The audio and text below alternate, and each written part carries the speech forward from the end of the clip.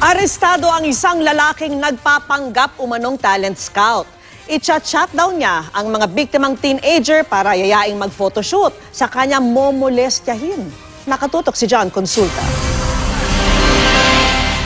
Nang makalapit na ang biktima at makapasok sa loob ng kotse ng target, agad kumilos sa mga operatiba ng Batangas City Police.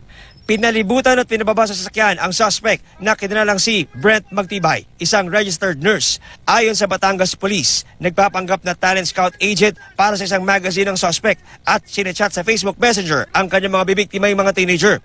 Ang dapat na private photoshoot na uwi raw sa pang-aabuso sa biktima sa isang motel. Sa sobrang galit, napasugod ang ina ng biktima sa suspect nang ito'y maaresto. Bakit po naging ganun? Ba't nangyari po yun? Napakademonyo ng tao mong yun. Pag nagsumbong po daw pagkatapos niyang gamitin ng anak ko, papatayin daw lalo na po daw ako tsaka pamilya ko. On the first instance, nagkaroon ng sexual encounter between the suspect and the victim.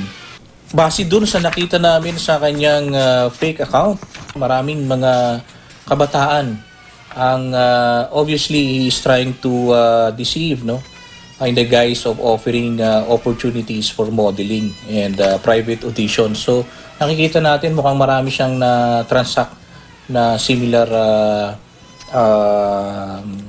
offer. Naging matipid ang suspect nang amin siyang kunan ng pahayag. Meron ka bang gustong sabihin doon sa mga pamilya o kabataan na maaring nagreklamo po laban po sa inyo? No comment na lang po.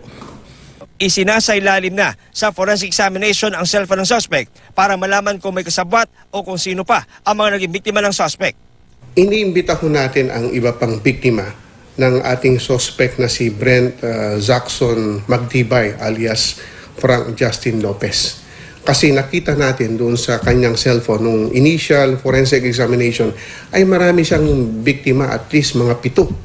So iniimbita natin para lumakas pa ang kaso laban sa kanya.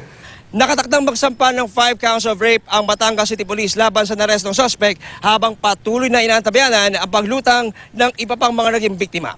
Mula rito sa Batangas, John Consulta, Nakatutok, 24 Oras.